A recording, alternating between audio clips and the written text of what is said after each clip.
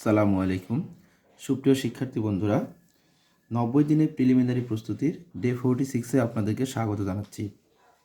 আজকে আমরা যে তিনটা বিষয় রেখেছি সে তিনটা হচ্ছে বাংলা সাহিত্য, বাংলাদেশ এবং বিজ্ঞান। আপনারা বাংলা সাহিত্য থেকে আজকে যে টপিকটি পড়তে পারেন সেটি হচ্ছে উপাধি এবং ছদ্মনাম। বিভিন্ন কবি সাহিত্যিকদের যে উপাধি এবং ছদ্মনাম আছে, আমি বই থেকে একটু দেখাচ্ছি। এই উপাধি এবং ছদ্মনাম এই টপিকটা থেকেই খেয়াল করে দেখেন, এই যে কবি সাহিত্যিকদের উপাধি এবং ছদ্মনাম আমি একটা বই থেকে দেখাচ্ছি। আমি মূলত একটা ডাইজেস্ট থেকে দেখাচ্ছি, তবে যে কোনো বইয়ের মধ্যেই কিন্তু তথ্যগুলো দেওয়া আছে। দেখেন একই সাথে ছদ্মনাম এবং উপাধিগুলো দেওয়া আছে।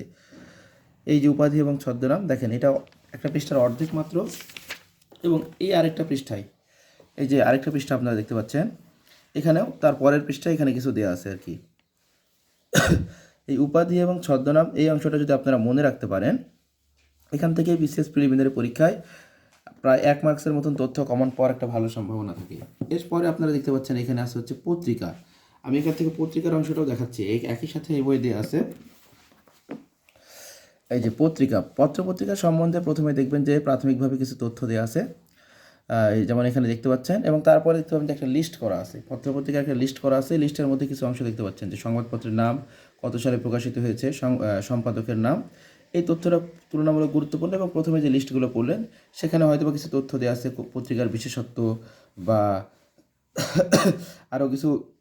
প্রত্যেকটা পত্রিকার ক্ষেত্রেই দেখবেন যে বিশেষ বিশেষ কিছু তথ্য দেওয়া আছে, যেটা আপনি যে কোথা থেকে প্রকাশিত হচ্ছে, বা এটা উপমহাদেশ থেকে প্রকাশিত প্রথম পত্রিকা, ঢাকা থেকে প্রকাশিত প্রথম পত্রিকা, এরকম কিছু তথ্য দেওয়া আছে।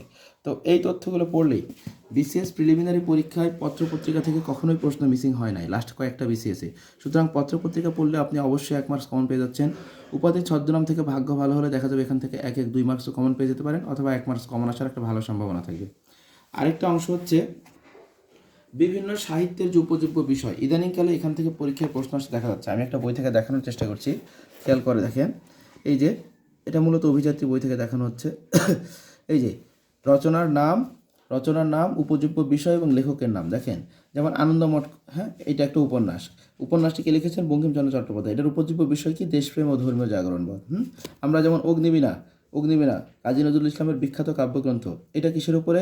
প্রথম বিশ্বযুদ্ধ, তার পৃথিবীর অবক্ষয় এবং ভারতের স্বাধিকার আন্দোলন। তো এখানে এরকম 3টা পৃষ্ঠা দেওয়া আছে আর কি। হ্যাঁ, আমি এই যে এখানে, এটা গেল পুরো একটা পৃষ্ঠা এখানে, তারপরে এইখানে একটা পৃষ্ঠায় কিছু দেওয়া আছে। দেখতে পাচ্ছেন যে ইম্পর্টেন্ট বাংলা সাহিত্যের যে উপন্যাস, নাটক বা যে অংশগুলো আছে, বিশেষ করে উপন্যাসগুলো মনে হয় বেশি বেশি দেওয়া আছে, কিছু কাব্যগ্রন্থের দেওয়া আছে, কিছু নাটকের দেওয়া আছে। এইটা 2 পৃষ্ঠা, এবং এর সাথে আরও এই পাশে একটা পৃষ্ঠা আছে।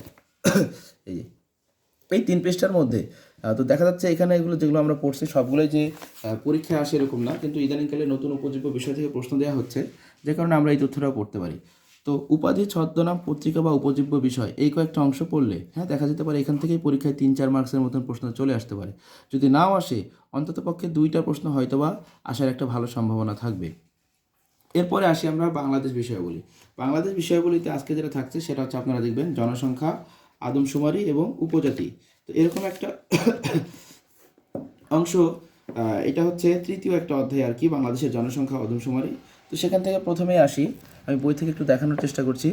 দেখেন জনসংখ্যা এবং আদমশুমারি, প্রথমেই কিছু অংশ দেখতে পাচ্ছেন। তো এটার নাম কিন্তু এখন চেঞ্জ হয়েছে, এখন কিন্তু আদমশুমারি নাই, হ্যাঁ, এখন হচ্ছে জনশুমারি হয়েছে। হ্যাঁ, গৃহ গণনা ও জনশুমারি লাস্টে যেটা হয়ে গেছে।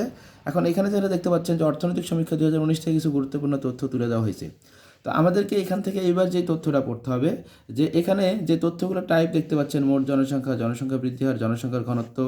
তো এর আগের যে আদমশুমারিটা হয়েছিল সেটা অনেক আগে হয়েছে, আর এখন যে জনসংখ্যা, গৃহগণনা ও জনশুমারিটা হলো, এটা কিছুদিন আগে হয়ে গেছে। সুতরাং বর্তমান সময়ের জনশুমারি ও গৃহগণনার যে তথ্যগুলো আছে, এই যে এখানকার যে টাইপগুলো দেখতে পাচ্ছেন, এই টাইপটা আমাদের যেমন অর্থনৈতিক সমীক্ষা থেকেও পড়তে হবে, পাশাপাশি এখানে একই টাইপের বা জনশুমারি থেকে যে তথ্যগুলো দেওয়া হয়েছে বা আসছে, জনশুমারিতে যে তথ্যগুলো পাওয়া গেছে সেইগুলোও কিন্তু আমাদের আপডেট করে একটু পড়ে ফেলতে হবে।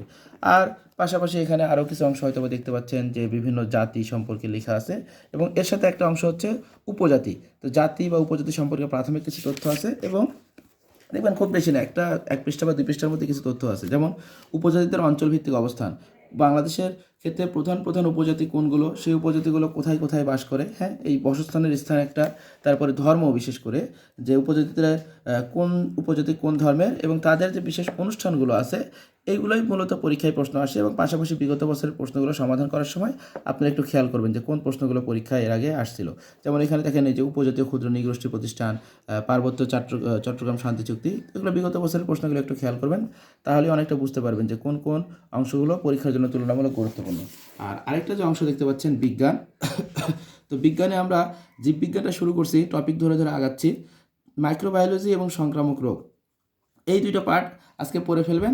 তবে বিজ্ঞানের ক্ষেত্রে এবং বাংলাদেশের ক্ষেত্রে সবচেয়ে বেশি গুরুত্বপূর্ণ যেটা, যে বিগত বছরের প্রশ্ন থেকে প্রচুর প্রশ্ন রিপিট হয়, আপনারা অধ্যায়ের ভিতরে যা লেখা আছে সেটা তো একবার পড়বেন, অবশ্যই বিগত বছরের প্রশ্নগুলো ভালোভাবে আয়ত্ত করে ফেলবেন, তাহলে সেখান থেকে পরীক্ষায় প্রশ্ন কমন পাওয়ার ভালো সম্ভাবনা থাকবে।